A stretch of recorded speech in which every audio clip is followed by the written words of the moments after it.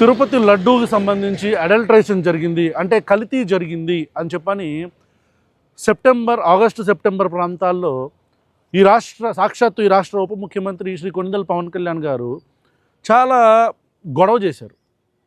అయితే గొడవ చేస్తూ హిందూ ధర్మం ప్రమాదంలో పడిపోయింది, హిందూ ధర్మానికి అని చెప్పని, అంటే ప్రమాదంలో పడిపోయింది అని చెప్పని ఎప్పుడో మెకాలే గురించి, ఉదయనిధి స్టాలిన్ గురించి ఇట్లా మాట్లాడుకుంటా వచ్చాడు ఆయన.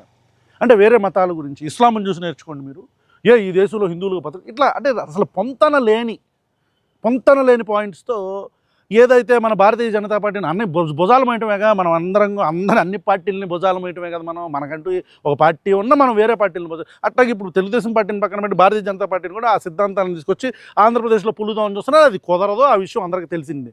అయితే దాని మీద ఆ టైంలోనూ ప్రతిసారి కూడా ప్రశ్న నుంచి, లేకపోతే ఈ సివిల్ సొసైటీలో ఉన్న ప్రకాష్ రాజు గారు కావచ్చు, ఇంకా రకరకాల యాక్టివిస్టులు వీళ్ళందరూ కూడా రియాక్ట్ అయ్యి, బాబు జరిగింది ఒక కల్తీ అని చెప్పని ఆరోపిస్తున్నప్పుడు, ప్రభుత్వంలో ఉన్నప్పుడు నువ్వు చర్యలు తీసుకోవేంటి అని చెప్పని కొన్ని వీడియోలు చేస్తున్నప్పుడు, ఇప్పుడు మమ్మల్ని ట్యాగ్ చేస్తూ మన జెండా కూలీలు అసలు అదే చెప్పట్లా, తందామని వచ్చి తన్నిచ్చుకుంటా ఉంటారు. వీళ్ళేంటో నాకు అర్థం కాదు. అసలు మేము చెప్పింది ఏంటి, వీళ్ళకి అర్థమైంది ఏంటి, అక్కడ కల్తీ జరిగిందా జరగలేదా అనేది కాదు సమస్య. కల్తీ జరిగితే నువ్వేం చేస్తున్నావు అనేది సమస్య. కల్తీ జరిగితే నువ్వేం యాక్షన్ తీసుకుంటున్నావు. పాత రెజీమ్లో జరిగింది, జగన్మోహన్ రెడ్డి గారి హయాంలో జరిగింది. నువ్వు బయటకు వచ్చేసి అంటే సనాతని అంటే హిందూ ఎందుకు అంటున్నా, అదెందుకు? నీ చేతుల్లో సిస్టమ్ ఉంది, పోలీసులు ఉన్నారు, వ్యవస్థ ఉంది, సిబిఐకి అప్పచెప్పారుగా. ఎస్ఐటీ అసలు సిబిఐకి మీరేం అప్పచెప్పాలి, కోర్టు డైరెక్ట్ చేసింది. అసలు మీ దగ్గర సాక్ష్యాధారాలు ఏమున్నాయి అని చెప్పని అడిగితే ఏమీ సాక్ష్యాధారాలు లేకుండానే మాట్లాడేసామన్నందుకు, సరే మీకు ఎందుకులే కానీ రచ్చ మీరు సిబిఐకి ఇవ్వండి అని చెప్పని సిబిఐకి ఇవ్వమంటే కోర్టు డైరెక్ట్ చేసింది. నెత్తి మీద ఫటాఫటా ముట్టికాయ లేచింది అని నేర్పించుకున్న తర్వాత ఇప్పుడు ఒక ఆర్టికల్ బయటకు వచ్చింది. ఏంటి ఆర్టికల్? 19 నుంచి 24 మధ్యలో కల్తీ జరిగినట్టు సిబిఐ ఎస్ఐటి టీము ఏసీబీ కోర్టులో నెల్లూరులో సబ్మిట్ చేశారు అని చెప్పని ఒక ఆర్టికల్ వచ్చింది. ఇది అదేదో తెలుగుదేశం పార్టీ ఇంక్లైన్డ్ ఛానల్లో, లేకపోతే మా జెండా కూలీలు ఇంక్లైన్డ్ ఛానల్లో వచ్చింది కాదు, ఒక ఆథెంటిక్ న్యూస్ పేపర్ నుంచి వచ్చింది. ఇక దాన్ని పట్టుకొని మా కూలీదలో ఇక విపరీతమైన ట్యాగులు చేసి మాట్లాడండి అని చెప్పని మాట్లాడుతున్నారు. ఏం మాట్లాడాలా? ఇన్ ఫస్ట్ ప్లేస్ ఇక్కడ ఈ ఆర్టికల్ రాసింది ఎవరైతే ఉన్నారో అతను రిపోర్ట్ ఏదైతే మెన్షన్ చేశాడో, అడల్ట్రేషన్కి సంబంధించింది సిబిఐ సబ్మిట్ చేశారు కోర్టులో అని చెప్పని, ఆ రిపోర్ట్ ఏ పబ్లిక్ డొమైన్లో లేదు. మరి ఇతనికి ఎలా తెలిసింది ఆ ఇన్ఫర్మేషన్? జరిగింది అని చెప్పని క్లియర్గా చెప్తున్నాడు ఇతను, మరి అతనికి ఎలా తెలిసింది అనేది ఫస్ట్ క్వశ్చన్.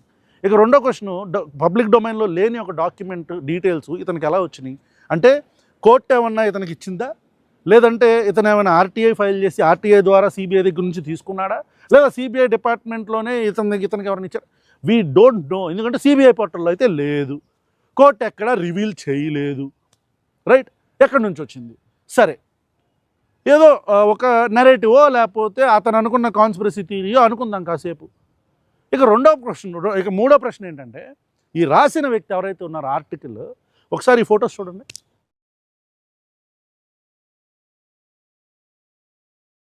ఈ ఫొటోస్లో ఉన్న వ్యక్తి, ఈ ఆర్టికల్ రాసిన వ్యక్తి ఇద్దరు ఒకటే. అర్థమైందా? నారావారిపల్లిలో చంద్రబాబు నాయుడు గారిని కలిసిన వ్యక్తి, పవన్ కళ్యాణ్ గారిని కలిసిన వ్యక్తి, ఈ వ్యక్తి ఒక్కడే. ఇక వీళ్ళ దగ్గర నుంచి ఎలాంటి ఆర్టికల్స్ ఎక్స్పెక్ట్ చేస్తాం? అంటే ఇంత ఉంటే అంత చూపిస్తారు కదా, రైట్? సో ఇది తప్ప ఒప్ప అనే డిబేట్లోకి వెళ్లకుండా మనం నిజంగా కల్తీ జరుగుంటే అరెస్ట్ చేయమనేగా చెప్తుంది. కల్తీ చేయటానికి ఆలోచన వచ్చినోడు హిందువు, కల్తీ చేసి ఆ నెయ్యిని పంపించినోడు హిందువు, దాన్ని యాక్సెప్ట్ చేసినోడు హిందువు, యాక్సెప్ట్ చేసిన కల్తీ నెయ్యితో వచ్చిన లడ్డూని ఒకవేళ జరుగుంటే సంగతి చెప్తున్నా, దాన్ని తిన్నది హిందువు. మరి దీంట్లో వేరే మతస్థులకు సంబంధించిన పేర్లు కానీ లేకపోతే వేరే మతాలు ఎక్కడ ఇన్వాల్వ్ అయ్యి ఉన్నాయి? ఒకవేళ ఇన్వాల్వ్ అయ్యి ఉంటే మీ పని ఏంటి? మీ దగ్గర సిస్టమ్ ఉంది కదా, వాళ్ళని అరెస్ట్ చేయాలి కదా. చేయకుండా ఈ దిక్కుమాలిన అని అంటాం ఎందుకు అంటున్నాం. ఇప్పుడు కూడా అదే జెండా కూలీలు మీకు అర్థం కావట్లా. మీకు మీ బుర్రల్లో మరి ఏముందో, అది బుర్రల్లో సెరిబ్రమ్ మెడుల్లో అబ్లాంగేటా లాంటివి ఏమన్నా ఉంటాయా, లేకపోతే 1 కిలోన్నర పెంట ఉంటుందో నాకు తెలియదు. కానీ చెప్పేది అర్థం కాదేంట్రా మీకు కులీస్? ఎట్లా అయితే మీరు చెప్పండి, తప్పు కదా.